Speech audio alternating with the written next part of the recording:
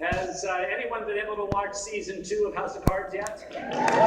So politics is a tough business. There's no question about it. Compared to what we see in House of Cards, the life that we live is not as difficult. Let's keep that in perspective. All of you are warriors every day as leaders of charter schools, teachers of charter schools, advocates for charter schools. And it's very hard work. It's everyday grind. And then you get to come to this conference. This is the celebration. This is a time of reflection. In contrast, my life's incredibly easy. When you think about it, I go to some board meetings, I write some checks, people are nice to me. I mean, it's very, very easy, I gotta tell you. But it does give me a chance to talk with many of you and with your colleagues around the country in trying to understand more about this puzzle of charter schools.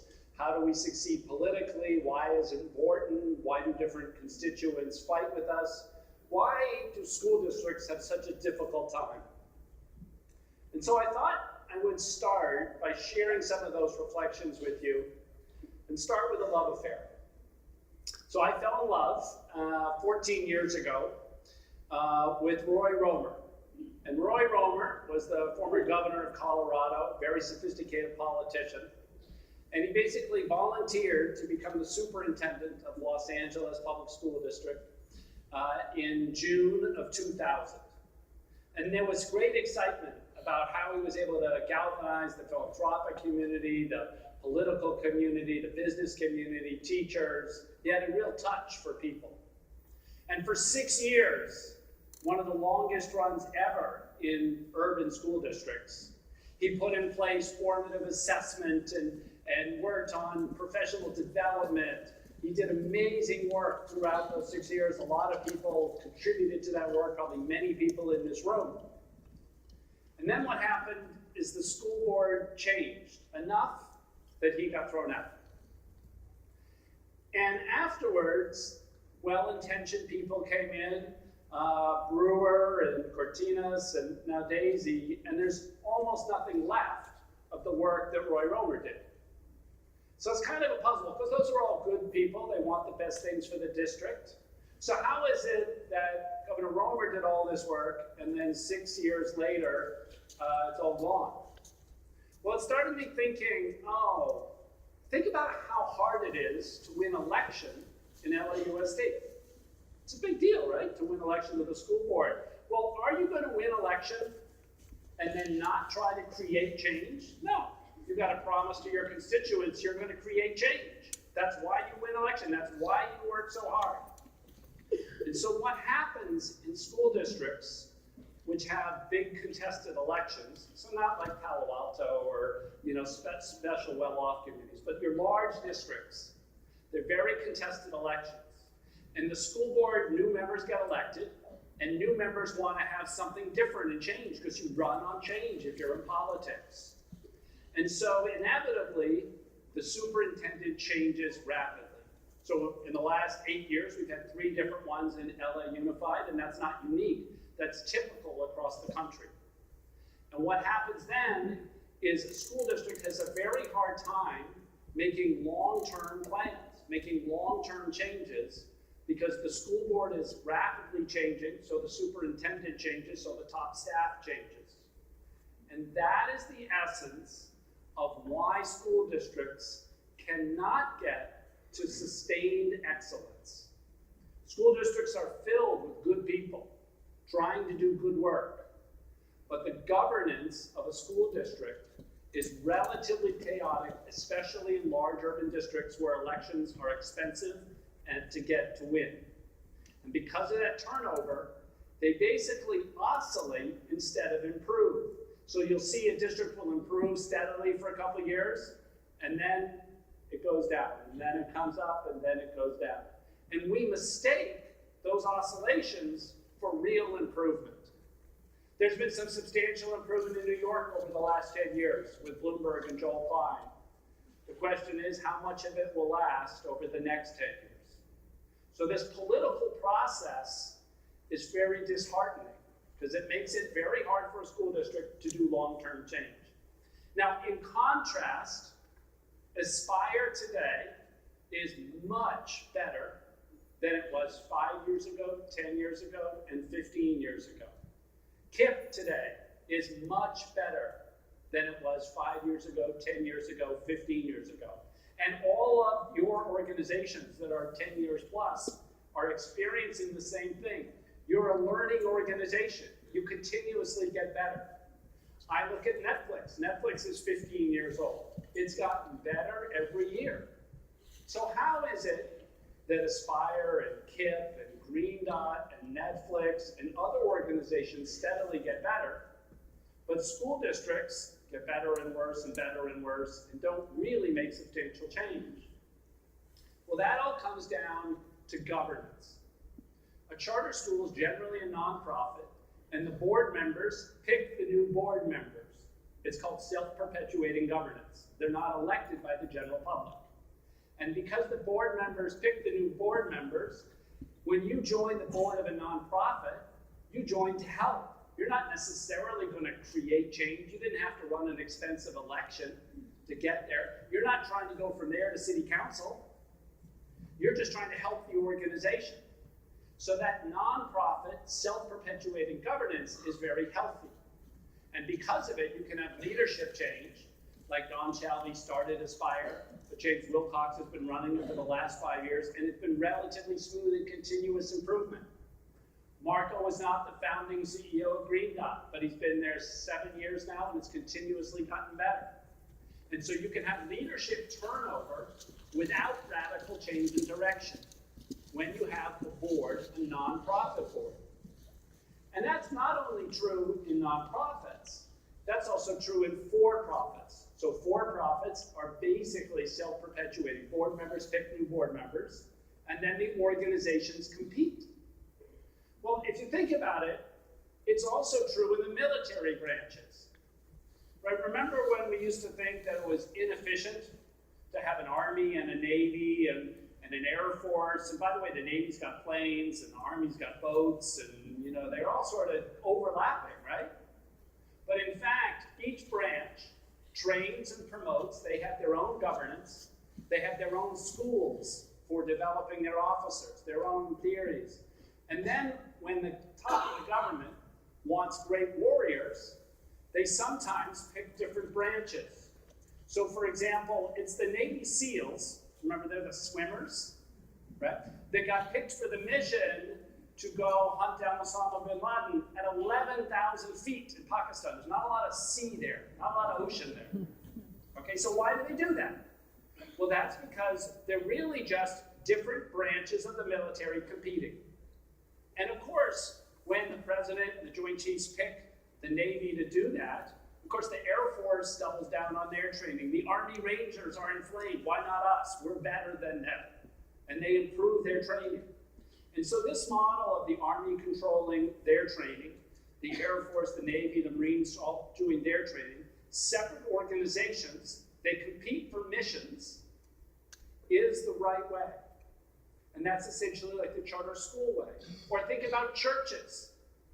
The cardinals pick the Pope picks the cardinals. Another form of self-perpetuating governance. And if you look at all of the innovation in churches over the last 50 years, it's really impressive. The wraparound services and technology and just really amazing amounts of innovation.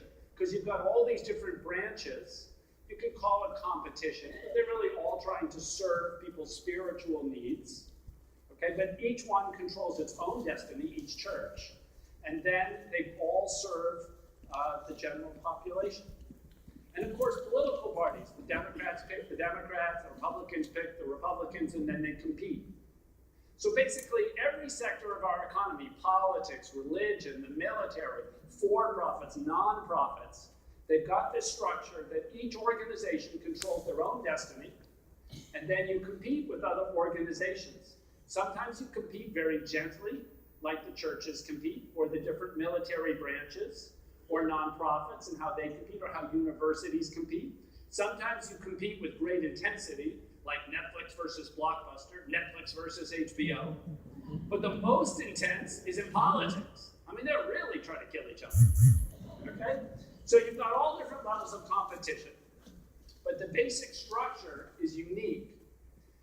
And so the fundamental problem with school districts is not their fault. The fundamental problem is they don't get to control their board.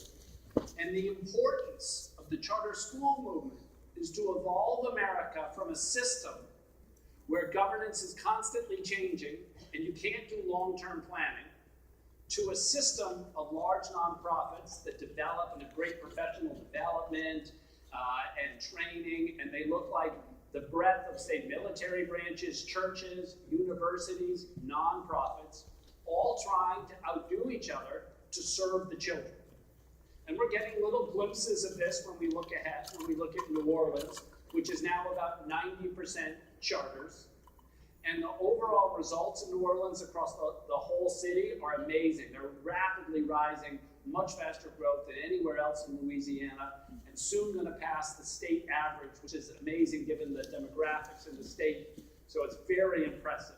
And again, that's because they've pioneered this form where nearly all the schools are charters, organized into networks of all different sizes, some single schools, some big networks. And they all learn from each other. But the most important thing is they constantly get better. Every year they're getting better because they have stable governance. They don't have an elected school board. And that's the real tough issue here.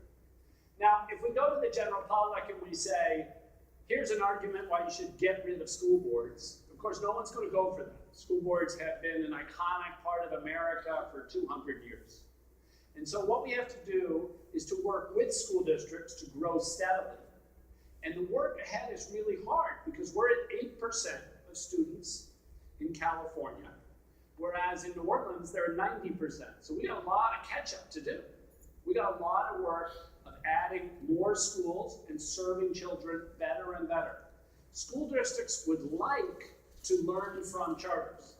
But the problem is they get a superintendent who says, let's learn this new thing that charters are doing. Maybe it's around technology.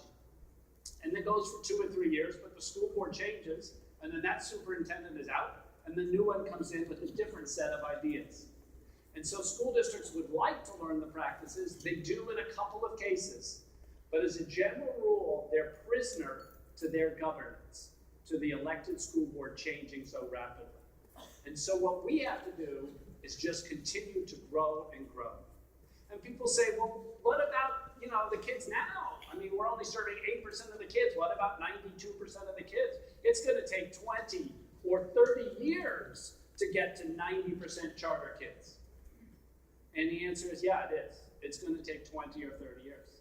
And if we succeed over the next 20 or 30 years, that will be one of the fastest rates of change ever seen around the world for a large system. It's hard.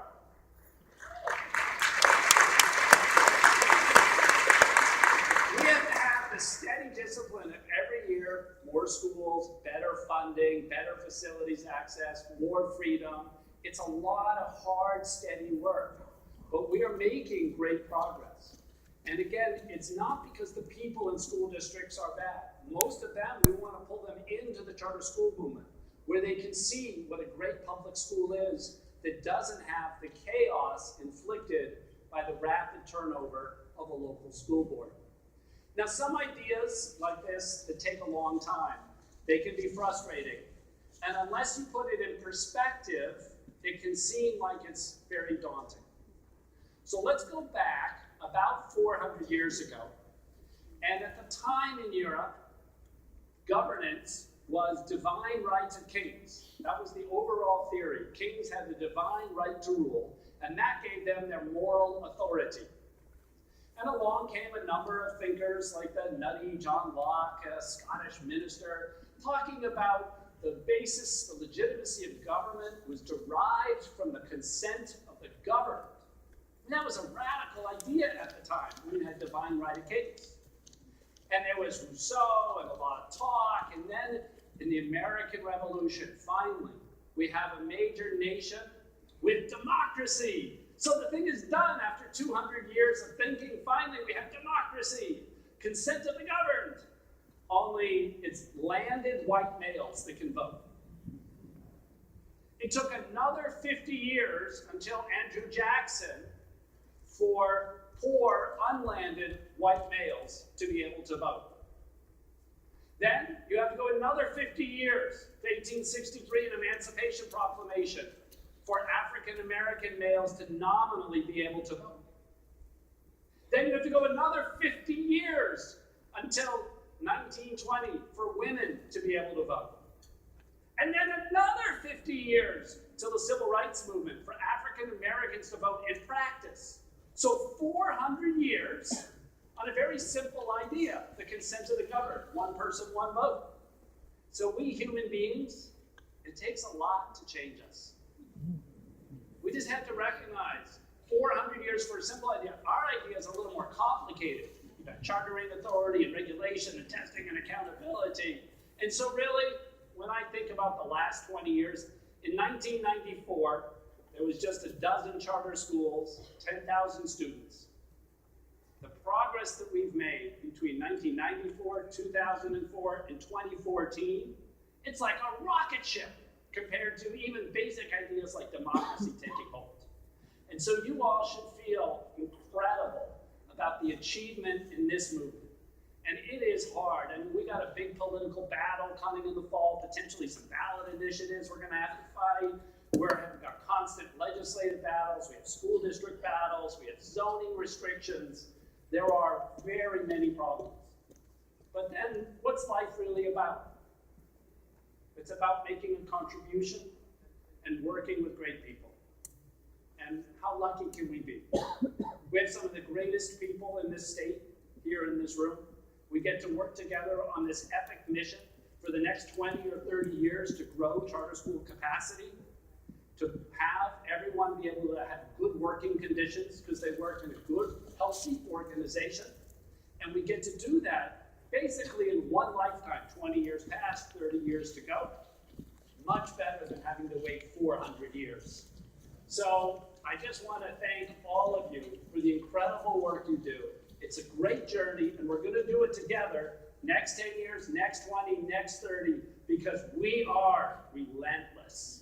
Thank you, everybody.